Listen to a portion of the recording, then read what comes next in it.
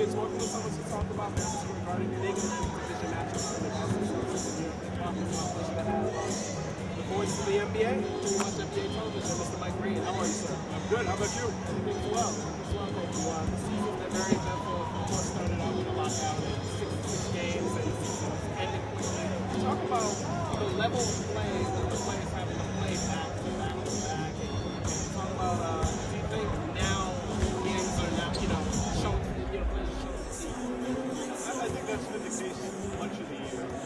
It's so different than what they're used to. Their bodies don't have as much time to recover.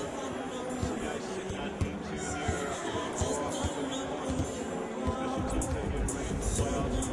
But I think overall the players have really adjusted very well. They realize that it's a grueling grind this year. They got to prepare their bodies. And, obviously there's some different issues every year. And I think after a sluggish start, the quality of play has gotten better. And I think they'll make the playoffs. Which four players have really made an impression with you throughout the season? And which moments have really made an impression with the games that you covered? Well, I think the usual teams, Miami and Chicago are clearly the best in the East. Boston is doing this team pretty special. I think in the West, Oklahoma City and San Antonio have been just unbelievable all year. But they're going to have some you've got Lakers, Clippers, Grizzlies, the Mavericks, some of the teams in the West that can play for us. As for moments, I think probably from a New York standpoint, from that Saturday huge stretch was just like nothing I've ever seen. And it was great for the NBA, it was great for the Knicks. And look forward to him getting healthy and coming back in the season. And we'll continue to play the high level. Game against the Lakers, how much electric was this place? I wish I was here. And that was one of the loudest I've heard in the Garden in a long time. We just reached so many fans, not just big fans, not just sports fans, but just fans of human interest stories. Because he was an underdog, he came out of nowhere and shined on the biggest stage. So it was really, really extraordinary. One more question for you. Russell Westbrook and Kevin Durant. I've been thinking about this lately. Do you think they have fundamental potential still? Do you think they can rival great duos like Jerry West, Elgin Baylor, etc.? So, I mean, they are that special. Like, do you think they can get to that point still? Well, they're young, so let's not put that on today. Let them play the weeks, 7 or 8 years.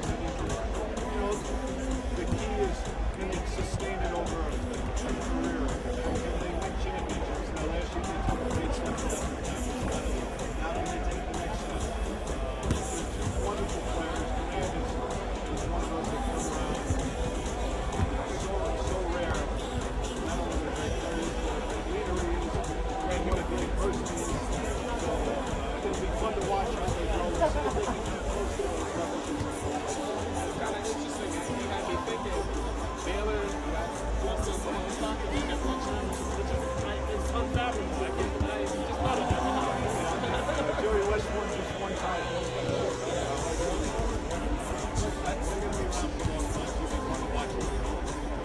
Mike, thank you for your time, and I look forward to seeing you for the rest of the You've said you're definitely putting Murray back in the starting lineup, so that's going to shift everybody down. One of you given much thought to who goes back to the bench at that No, point? not yet. That's something that I have a few days here to think about. But again, whoever goes to the bench, he's got to come off the bench and give productive minutes. So that's how I look at it. Who that's going to be, I don't know at this point.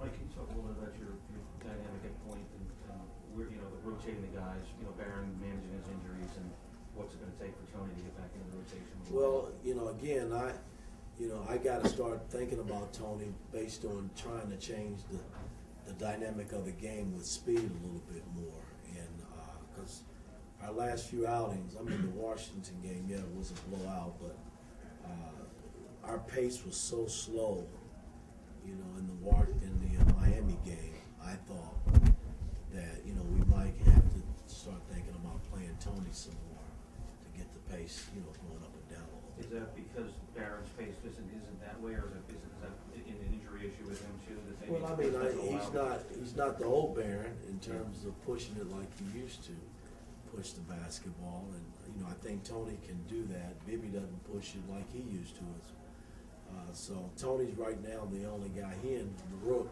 can push it, but I hadn't had Rook handling it that much. So we would probably have to turn to Tony or Rook. So you probably got to Tony tonight a little bit more. Possibility. Mike, did you say if Amari can bench, No. you're going to start him right away? Absolutely, he will start. Also, the story out there about Larry Brown possibly being interested, or SMU being interested in hiring him for the job.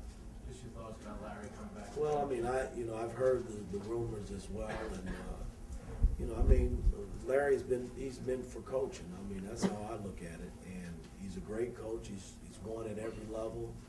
He knows what it takes to win in college if he decides to go that route. And if he does take it, I wish him nothing but the best. I mean, it's good to see him back in the game coaching. It's been confirmed, actually. It has been.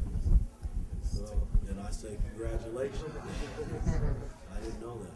Yeah. Mike, is there anything other teams have done when injured players have come back in terms of bringing them off the bench? The Wizards, Zach Randolph had some success that way. Boston with Ray Allen. Any part of that entice you about Amari, or you're just Not really, because again, as the head coach, guys, I gotta see that if this thing is going to work, and I know you look at the numbers. Well, Melo and Amari, it didn't work early in the year. It didn't work when Jerry Malin but my thing is I look at things differently. Amari is a starting power forward, maybe 5 in this league. Melo can play 3 or 4. Tyson is definitely a starting center in this league. I got to make it work, and I'm going to bring Amari back when he decides to come back, and he's going to start, and we're going to make it work. That's what I'm going to make happen.